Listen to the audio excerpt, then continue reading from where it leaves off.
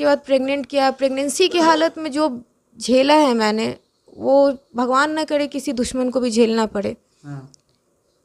कभी कभी कोई कोई दिन ऐसा भी बीता है जब खाने को नहीं कुछ मिलता था, तो जो गाय के लिए जूठन निकाला जाता है उसमें से भी मैंने खाना निकाल के खाया है। मजबूरी में ये हालत थी मेरी। बच्चा पैदा हुआ 8 महीने का था, तो मुझे बुरी हालत में, बच्चा मेरा इतना कमज़ोर था, जिन्होंने देखा है वो लोग जानते हैं। जब माँ ही कमज़ोर होगी तो बच्चे की क्या हालत होगी। और मुझे रोड पे ला के छोड़ दिया गया था, वो भी तब जब उन लोग को लगा कि अब ये मर जाएगी, और मर जाएगी, यहाँ मरेगी तो शायद हम लोग पे केस हो जाए, तो इसको मायके पहुँचा देते हैं, मायके मरेगी तो वो लोग अपना समझे। और मुझे मायके पहुँचाने के बाद दिमाग देखिए उन लोगों के पास इतना तेज है कि मुझे मायके पहुँचाने के बाद थाने में सनहा भी दे दिया। और थाने वाले ले भी लिए। क्या, किस चीज़ का? मेरी पत्नी 3 महीने पहले 4 महीने पहले 4 महीने घर छोड़ के चली गई है। 4 महीने पहले भाग चुकी है जी, 4 महीने पहले। और मैं अभी मीडिया में बात कर रही हूँ कि उनका कहना है कि मैं मई में वहाँ से चली है। ठीक है, मैं मई में चली आई। जो जुलाई महीने में रथ यात्रा होती है, रथ यात्रा के वक्त उनकी बहन के ससुर जी का डेथ हुआ था। वो ससुर जी का वीडियो अपना दिखा दे, अपनी बहन के ससुर जी का वीडियो, उसमें मैं शामिल थी। तो जब मैं मई में चली आई तो फिर उसमें शामिल कैसे हुई? मेरे पास उनकी सारी बातों का सबूत है, हर बात। आ गई, अपने घर पे आ गई, उसके बाद क्या हुआ? उसके बाद सर मेरी दिमागी हालत सही नहीं थी उस वक्त, बिल्कुल भी सही नहीं थी। मैं पूरी बात को बोलने की हालत में नहीं थी। और मेरे घर वाले ये चाहते थे बच्ची की वजह से कि जो भी मामला है वो सुलझ जाए और वापस से सब कुछ सही हो जाए। लेकिन 2015 में जब मेरे भाई की शादी हुई, उनको न्योता देने के लिए मेरे पापा, मेरे मौसा जी गए। उनको घर में बुलाया तक नहीं गया, कोई बात तक नहीं किया, दरवाज़ा बंद कर दिया गया।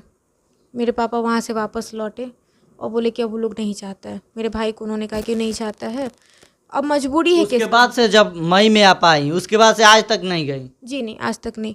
और 2015 में मैंने केस किया, उन्होंने तलाक का केस किया बदले में। और तलाक का केस करने के शादी कब किया वो? 2016 में सर। 16 में शादी किया जी। यानी आपके आने के 4 साल बाद, 3 साल बाद, 3 साल 3 साल बाद। 3 साल बाद शादी किए। 3 साल बाद, 3 साल बाद वो शादी कर ली। शादी की प्लानिंग तो पहले से चल रही थी कि आपको मार कर शादी किया जाए। जी, मार के शादी कर लिया जाए। या क्यों, क्या प्रॉब्लम था उन लोगों को? मैं विरोध करती थी और मेरे घर से। क्या चीज़ का विरोध करती थी? उनके गलत कामों का, जो लड़कियों के साथ वो संबंध करते थे। मेरा कहना था कि आप, यानी पत्नी होने के बावजूद भी? जी।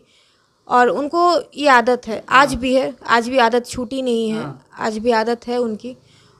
तो मैं इस चीज़ का विरोध करती थी और मैं हमेशा बोलती थी कि आप अपने दूसरी लड़कियों का ज़िंदगी बर्बाद कर रहे हैं, वो चीज़ मत कीजिए। देखिए, बता दें आपको, ऐसे ऐसे हौसी को तुरंत जेल भेजना चाहिए। और सरकार तो सोई हुई है, कोई भी कार्रवाई नहीं करेगी। वैसे ऐसे महिला जो है दर दर की ठोकरें खाएंगी और आज जिंदगी बर्बाद हो चुका है इनका बच्चा कहाँ जाएगा? और वो हवस का शिकार जो बना हुआ है, अपने पत्नी के रहते हुए 2, 4, 10, 20 लड़कियों से संबंध बनाता था। जी, अब बहुत सारी लड़कियां हैं, मैं सबका नाम नहीं ले पाऊंगी क्योंकि सब लोग अब। और वो भी छोटे छोटे बच्चियों से संबंध बनाता था, जिसका विरोध की। उसके बाद इनको मारा पीटा गया, इनके प्राइवेट पार्ट पर हमला किया गया, उसके बाद इनको घर से निकाल दिया गया। ये चलाई अपने घर और आज तक 10 साल से दर दर भटक रही हैं। जिला मुख्यालय, हाई कोर्ट, हर जगह, पुलिस प्रशासन, सभी जगह न्याय मिल रहा है आपको? कहीं से नहीं। पिछले 8 साल से लगातार केस लड़ रही हूँ, अभी भी वो धमकी दे रहे हैं। वीडियो वायरल होने के बाद भी गाली गलौज की है, धमकी दे रहे हैं। रोज़ मुझे फ़ोन आता है, कल भी मुझे 50-55 कॉल्स आए हैं, मैसेजेस आए हैं धमकी का कि परेशान करेंगे, मेरे साथ फिज़िकल हो, ये सारी बातें भी हैं कि अभी मेरे साथ फिज़िकल होगी तब सेटलमेंट करेंगे, वरना नहीं करेंगे। और यहाँ का जो प्रशासन है, यहाँ का जो थाना है, वो मेरा FIR तक नहीं ले रहा है। नहीं ले रहा है? नहीं ले रहा है, बोलते हैं इसमें थाना का भी मिली भगत है। उनका ये कहते हैं कि आपका ऑलरेडी केस चल रहा है तो हम इस पे क्या लेंगे, इस पे नहीं ले सकते हैं केस। यानी एक केस चल रहा है तो दूसरा नहीं लेगा? नहीं लेंगे, भले कोई जान मार दे। जी, आपको कोई मार दे कुछ भी। देखिए, ये है बिहार की प्रशासन। निकम्मी सरकार और निकम्मी प्रशासन, पुलिस प्रशासन के चलते आज इनका ये हालत है। और ये महिला जो है दर दर भटक रही है, आपको बता दे, और पुलिस प्रशासन इनका केस नहीं ले रहा है कि जाए तो जाए कहाँ। ये बोल रहा है कि हाँ केस एक है तो फिर नहीं लेंगे दूसरा केस। इतनी निकम्मी नीतीश कुमार जी आपकी सरकार है, प्रशासन है। देख लीजिए तेजस्वी यादव जी, देखिए इनका हालत। और एक महिला है, बोलते हैं ना कि बेटी बहन बेटी सुरक्षित है बिहार में, तो देखिए शादी हो गया, घर से निकाल दिया, और वो भी गलत कामों में पकड़ा गया, जिसका विरोध कोई भी पत्नी करेगी। अगर तुम्हारा शादी हो गया तो तुम्हारा पत्नी विरोध नहीं करेगी। और आपको बता दें सबसे बड़ी दुखद खबर यह है कि महिला का दुश्मन एक महिला ही है, क्योंकि अगर महिला किसी का साथ दे तो कोई नहीं झुका सकता उसको। हाँ, उसके बाद क्या हुआ? उसके बाद सर अभी तक तो अच्छा, महिला आयोग के पास आप गई थी? महिला आयोग से भी मैंने बात की थी। उनका कहना है कि आपका ऑलरेडी केस चल रहा है, तो हम ये केस नहीं लड़ सकते, केस नहीं कर सकती हैं उन पे। और कुछ बोल रही थी? और महिला विकास मंच के पास ही मैं गई थी, तो वहाँ से भी मेरे पहले तो सोनी मैम जो थी, हाँ। वो 1 साल तक फंसा के रखी इस मैटर को। जब मैंने तो जो मीडिया में आप बोल रहे हैं इसका सबूत होगा ना आपके पास? जी, नहीं तो उल्टा आप पे क्लेम हो सकता है। हाँ, मेरे पास सबूत है सर। मैं ये सबूत उनको भी दिखा हाँ। चुकी हूँ। जो हेड हैं वहाँ की महिला विकास मंच की, बीना मानवी जी। जी जी, हाँ। उनको भी मैंने सबूत दिखा चुकी हूँ। तो क्या बोली? उन्होंने क्या ही बोला, अब मैं क्या ही बोलूँ, ऑन कैमरा पे मैं क्या ही बोलूँ। आश्वासन बस दिया और कुछ नहीं बता सकती हूँ, क्योंकि यानी महिला आयोग बस दबा दे रही है कोई भी चीज को। महिला आयोग आज बिक गई है, कह सकते हैं। ऐसा हो सकता है? जी जी, बिल्कुल हो सकता है, क्योंकि मेरे पति की तो आदत है। हाँ। वो तो वकील हो, पुलिस हो, या सबको खरीद लेता है। जी जी, अरे उन्होंने तो ये तक भी कहा है कि मीडिया को भी खरीद लूँगा। हाँ। मीडिया के, और जो अभी आप लोग से पहले भी, अभी तो आप लोग के साथ ही मेरा नाम जुड़ेगा, जानती हूँ। आप लोग भाई जैसे हैं, मुझे कोई फ़र्क नहीं पड़ता है। अब इतना सुन चुकी हूँ कि फ़र्क नहीं पड़ता। मीडिया वालों के बारे में वो कहते हैं कि अब तो तुमको 4 गो मर्द मिला है। देखो, तुमको औकात हो तो हम लोगों को खरीद कर दिखा देना। और बता रहे हैं ना, इनके जैसा महिला आपको तुमको मिलेगी भी नहीं। और शादी किया है, कहाँ शादी किया है? नालंदा जिला की लड़की है। उस औरत से आपको बातचीत हुई? जी जी, मैं उससे मिली। क्या बोलूँ मैं अभी, अब जब वो की है गलत तो मैं बोल भी सकती हूँ। लड़की खुद ही करप्ट है। हाँ। और उसकी भी शादी चोरी छिपे हुई है। अच्छा। इंगेज थी किसी से, गांव वालों के हिसाब से। अच्छा, माता पिता के मर्जी से शादी हुआ था दोनों आदमी के? जी जी, मेरा अरेंज मैरिज था। दहेज में लिए थे? जी, 4.5 लाख रुपए। 4.5 लाख? जी। अच्छा, बात विवाद कब से शुरू हुआ था आप लोगों के बीच में? शादी को लेकर। हाँ। शादी को लेकर सर, नहीं, जब आपको मारा पीटा जा रहा था? जी, ये मार्च में ही जब मेरा गौना हुआ ना, उसके बाद से। उसके बाद से शुरू हो गया? जी, जो मैंने देखा, विरोध किया, उसके बाद से स्टार्ट हो गया। प्रशासन से क्या कहना चाहिएगा, जो प्रशासन देख रही है? प्रशासन से और बिहार गवर्नमेंट दोनों से मेरी एक विनती है, और नीतीश कुमार से भी, केंद्र सरकार से भी, सभी से। पहले तो ये कानून व्यवस्था को सही करें कि किसी लड़की को इतने सालों तक ना भटकना पड़े, हर चीज़ होते हुए, सारा सबूत होते हुए, इतना ना दर दर का ठोकर खाना पड़े। दूसरी बात पुलिस प्रशासन से भी है कि सर प्लीज़, आप लोग को रक्षक बोला जाता है तो रक्षक बनिए, भक्षक मत बनिए। और कभी आपके पास कोई कंप्लेन लेके आता है या किसी तरीके की बात लेके आता है तो उस पर थोड़ा ध्यान दें। आपका काम है वो, आप उसी के लिए पैसे ले रहे हैं सरकार से, तो थोड़ा सा ध्यान दें। और आपकी समझदारी से, आपके ध्यान देने से शायद बहुत सी लड़कियों, बहुत से लोगों का ज़िंदगी बच जाएगा। तो मेरी विनती है कि थोड़ा ध्यान दें। और लोगों से भी ये विनती होगी, अभी जो आपके माध्यम से जो लोग मुझे देख रहे हैं अपने फ़ोन पे, उन सबसे मेरी विनती है कि प्लीज़ खड़े होइए मेरे लिए। मेरे बाप, भाई, दोस्त सब आप लोग ही हैं। आप लोग ही, एक तरह से मैं कहूँ कि मेरे परिवार हैं, मददगार हैं, तो आप ही लोग हैं। तो आप लोगों से विनती है मेरी कि मेरे लिए आप लोग भी खड़े हों। देखिए, आप लोग कमेंट करके बताइए कि इनको न्याय मिलना चाहिए कि नहीं मिलना चाहिए।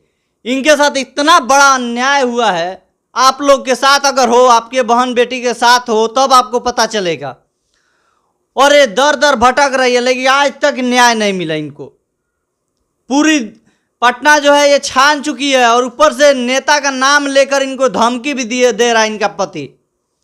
अभी भी चैन से इनको जीने नहीं दे रहा है, और शादी करके अपना तो खुशी मना रहा है, लेकिन इनको जीने नहीं दे रहा है। और वो निकम्मा पति जो कि अपने बाप की दौलत पे ऐश करता है, ऐसो आराम से जीता है और हौसी है एक प्रकार के कहें तो, और वो अपना जिंदगी भी बर्बाद करा है और इनका भी जिंदगी बर्बाद कर चुका है।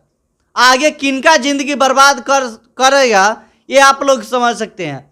और ये चाहते हैं कि आगे ऐसे ऐसे लड़कियों के साथ ऐसा कांड नहीं हो, इसके लिए आज दर दर भटक रही हैं। ये तो आज नहीं तो कल मर जाएंगी, लेकिन आपके बहन बेटी के साथ होगा तो कौन खड़ा होगा?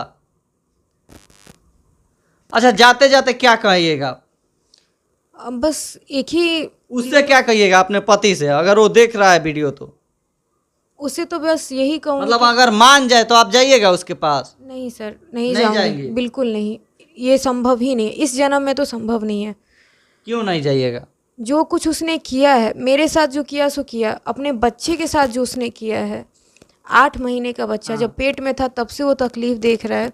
आज वो 10 साल का है, उसको अपने बाप का चेहरा तक नहीं पता, ये तक नहीं जानता कि बाप का प्यार क्या होता है, बाप होता कैसा है। तो तुम किस नाम के बाप हो? तुम किस, जो आज तुम मेरा नाम मीडिया वालों लोग के साथ जोड़ रहे हो कि वो तुम्हें मर्द मिला है, ये मिला है, वो मिला है। तुम सच में ना मर्द हो। अगर मर्द होते तो अपनी पत्नी के लिए, अपने बच्चे के लिए सोचते, ये नहीं करते। आज बच्चे के लिए बोलता है कि नहीं देंगे, जो तुमको करना है कर लो। तो ठीक है, भगवान है। खर्चा नहीं देगा? नहीं, उसका अच्छा, हिस्सा क्या लगता है आपको वकील भी बिक गई है? हाँ, मेरे वकील बिके हैं, मैं ये झूठ नहीं बोलूँगी, बिक चुके हैं पहले भी। अभी तो जो है प्रेजेंट में मैं अभी उनका नहीं कह सकती, पर पहले बिक चुके हैं, वो खरीदता है। अच्छा, आपके बच्चे का क्या होगा अगर आप सेटलमेंट नहीं करती हैं उनसे, या बोलते हैं कि आपको रखेंगे फिर आप नहीं जाती हैं, तो बच्चे का क्या होगा? सर, उनका सीधा सीधा कहना है कि मैं नहीं रखूँगा, लेकिन मैं यूज़ करूँगा। मैं रखूँगा नहीं, मैं तुम्हें तलाक दे दूँगा, कुछ नहीं दूँगा, पर यूज़ करो, तुम मेरे ऊपर रहो, मेरे ऊपर आश्रित रहो, मैं जो बोलूँ वो तुम करो। यानी एक साथ 2 पत्नी को रखेंगे? जी जी, वहाँ भी नहीं रखेंगे, अपने घर में भी नहीं रखेंगे, मैं यहीं रहूँ, बस वो यूज़ करने के लिए आएंगे, यहीं पे आएंगे? जी, यहाँ आएंगे, बस वो यूज़ करेंगे, मेरे माँ बाप से पैसे ऐंठेंगे, बस। इसके अलावा उनको ये, और मेरे ऊपर हक जताना है उनको। मैं कहाँ जा रही हूँ, क्या पहन रही हूँ, हंस क्यों रही हूँ, ये सारी चीज़ों से उनको दिक्कत है। देखिए, ये गई थी महिला आयोग में, तो वहाँ पे भी इनके साथ जो है बहुत बुरा बर्ताव किया गया। जो महिला आयोग है, महिला को न्याय दिलाने के लिए बना हुआ है, वो इनके साथ ऐसा व्यवहार कर रही है। और उसके बाद इसके पति जो है बस बोल रहा है कि हाँ ससुराल में रहो, यहाँ रहो, वहाँ रहो, और यूज करने के लिए बनाया हुआ है। तो देखते रहिए, कमेंट करके बताइए कि क्या बिहार की बेटियों के साथ ऐसा होना चाहिए, और अगर आपके साथ हो तो कैसा लगेगा। इस वीडियो को आप लोग शेयर कीजिए, ताकि प्रशासन, जो निकम्मी सरकार है, निकम्मी प्रशासन है, उसका आँख खुल सके और इनको न्याय मिल सके। 10 साल से महिला दर दर भटकी हुई है, कोई कसर नहीं छोड़ा हुआ है इनको। यहाँ तक कि इनको मारने का भी प्रयास किया गया है, लेकिन आज तक कैसे जिंदा है यही समझ रही है, और बस अपने एक बच्चे का मुंह देख रही है। अच्छा, बच्चा कितना साल का होगा? बच्चा सर दिसंबर में 10 साल पढ़ाई करता है? जी, 4th क्लास खर्चा में। कौन देता है आपका? पापा। पापा देते हैं? जी। क्या लगता है आपको, पापा अगर छोड़ दें? कहीं की नहीं रहूँगी, कहीं की नहीं रहेंगे? भीख मांगने पे भी भीख नहीं मिलेगा, वो सिचुएशन होगा। देखिए, अगर थोड़ा सा भी इंसानियत हो तो ये वीडियो देखकर आप लोग रो सकते हैं। क्या बोले, बोलने का तो मन नहीं कर रहा है। ये सब सुनकर ऐसा ऐसा हो रहा है आपके बिहार में, कहीं भी बेटियां सुरक्षित नहीं है। देखते रहिए और कमेंट कीजिए। धन्यवाद।